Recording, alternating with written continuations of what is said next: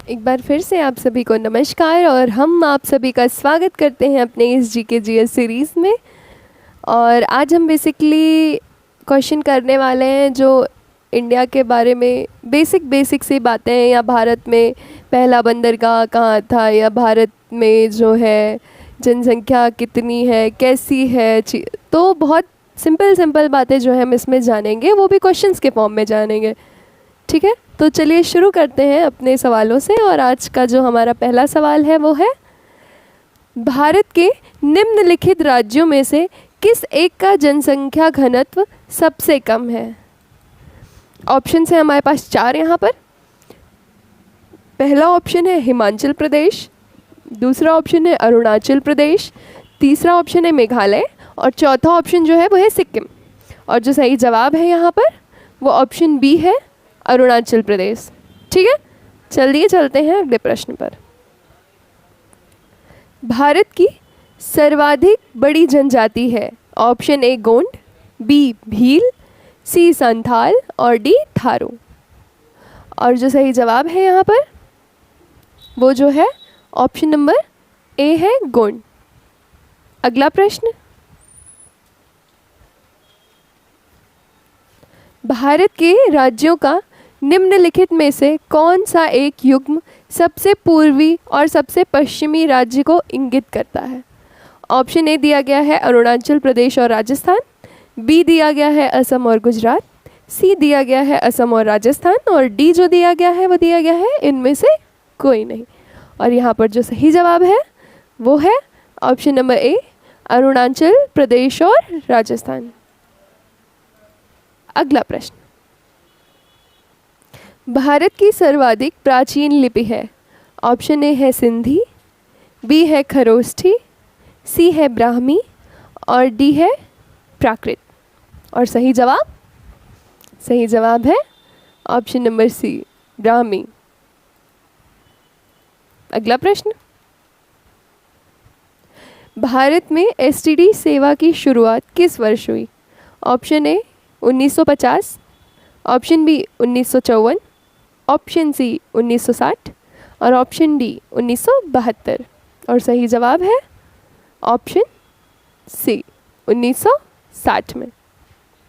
अगला प्रश्न, भारत एशिया के किस भाग का हिस्सा है। ऑप्शन ए पूर्वोत्तर एशिया, ऑप्शन बी उत्तरी एशिया, ऑप्शन सी मध्य एशिया और ऑप्शन डी दक्षिणी एशिया। और जो सही जवाब है वो है दक्षिणी एशिया। अगला प्रश्न, भारत का प्रथम निगमीकृत मुख्य बंदरगाह है। ऑप्शन ए है न्हावा शेवा, ऑप्शन बी है पारादीप, ऑप्शन सी है एन्नौर और ऑप्शन डी है दहेज। और इन चारों ऑप्शंस में से जो सही ऑप्शन है वो दिया गया है ऑप्शन नंबर सी, एन्नौर। अगला प्रश्न, भारत का सबसे गहरा तथा स्थलबद्ध सुरक्षित बंदरगाह कौन सा है। यहाँ स्क्रीन पर हमारे पास 4 ऑप्शंस हैं। पहला ऑप्शन है विशाखापट्टनम, दूसरा ऑप्शन है पारादीप, तीसरा ऑप्शन है मुंबई और चौथा ऑप्शन है काडला। और इन ऑप्शंस में से जो सही है वो है ऑप्शन नंबर ए, विशाखापट्टनम। चलिए चलते हैं अगले प्रश्न पर। और अगला प्रश्न है हमारा, भारत में कितने जलमार्ग राष्ट्रीय जलमार्ग के रूप में अधिसूचित किए जा चुके हैं। एक बार मैं फिर से रिपीट करती हूँ, भारत में कितने जलमार्ग राष्ट्रीय जलमार्ग के रूप में अधिसूचित किए जा चुके हैं। ऑप्शन ए दिया गया है 2, बी है 3, सी है 4 और डी है 6। और जो सही जवाब है वो है ऑप्शन नंबर सी। यहाँ पर ऑप्शन नंबर सी आपका सही जवाब है, यानी 4। तो चलते हैं अगले प्रश्न पर। और अगला प्रश्न है हमारा, विश्व की विशालतम सड़क प्रणालियों में भारत का स्थान है। यहाँ पे ला लिखा गया है, आप ना ध्यान दे करके का सुने। ठीक है, विश्व की विशालतम सड़क प्रणालियों में से भारत का स्थान है। ऑप्शन ए प्रथम, ऑप्शन बी द्वितीय, ऑप्शन सी तृतीय और ऑप्शन डी चतुर्थ। और इस सवाल का जो सही जवाब है वो ऑप्शन नंबर बी है, यानी कि द्वितीय। अगला प्रश्न, भारत में कुल यात्री परिवहन में सड़क परिवहन का योगदान कितना है? ऑप्शन ए दिया गया है 20%, ऑप्शन बी 45, ऑप्शन सी 75 और ऑप्शन डी जो दिया गया है वो 80% दिया गया है। और यहाँ पर जो ऑप्शन सही है यहाँ का वो दिया गया है ऑप्शन डी यानी कि 80%। चलिए बढ़ते हैं अगले प्रश्न पर। भारत का सबसे लंबा राष्ट्रीय राजमार्ग कौन सा है? Option A NH1, option B NH7, option C NH16, option D NH24। और सही जवाब है यहाँ पर हमारा NH7 यानी कि ऑप्शन बी जो है इसका सही ऑप्शन है। अगला प्रश्न, भारत में सबसे बड़ी तेल शोधनशाला कहाँ स्थित है? ऑप्शन ए दिया गया है बरौनी, बी है जामनगर, सी है कोयली और डी है मुंबई। और सही जवाब जो है वो है जामनगर। अगला प्रश्न, पवन ऊर्जा के उत्पादन में भारत का विश्व में कौन सा स्थान है? यानी विंड एनर्जी, इंग्लिश में इसको बोलेंगे विंड एनर्जी। विंड एनर्जी से जो पावर जनरेट होती है उसमें इंडिया का कौन सा जो है प्लेस है? ठीक है, ऑप्शन ए दिया गया है दूसरा, बी दिया गया है पांचवा, सी दिया गया है चौथा और जो डी दिया गया है वो है तीसरा। और यहाँ पर जो सही जवाब है वो ऑप्शन बी है पांचवा। अगला प्रश्न, भारत में जूट का सर्वाधिक क्षेत्रफल है? ऑप्शन ए दिया गया है मेघालय राज्य में, बी दिया गया है असम राज्य में, सी दिया गया है पश्चिम बंगाल राज्य में और जो ऑप्शन डी दिया गया है वो है बिहार राज्य में। ऑप्शन डी जो दिया गया है वो है बिहार राज्य में।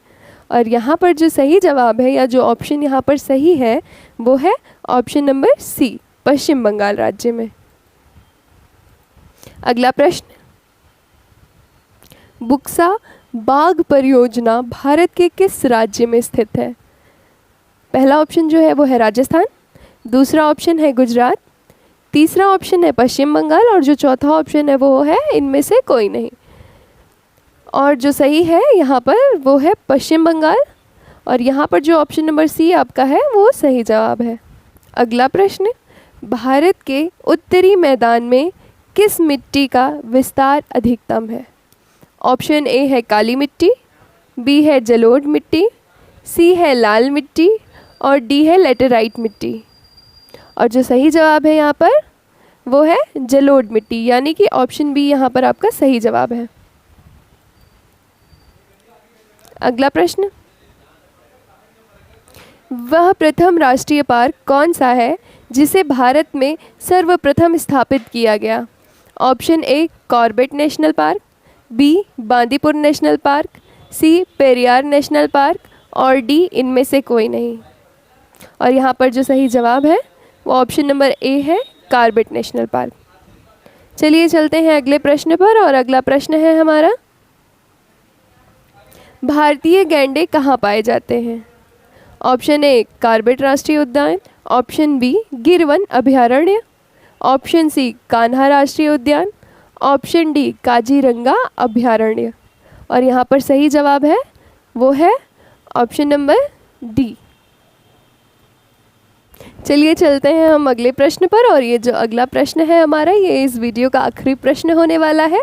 और ये जो प्रश्न है वो कहता है कि भारत का सर्वाधिक नगरीकरण वाला राज्य है? ऑप्शन ए है महाराष्ट्र, ऑप्शन बी है गुजरात, ऑप्शन सी है गोवा, ऑप्शन डी है पश्चिम बंगाल। और इस सवाल का जो सही जवाब है या सही ऑप्शन है वो ऑप्शन नंबर सी है गोवा। आप सभी का धन्यवाद। आज के लिए बस इतना ही।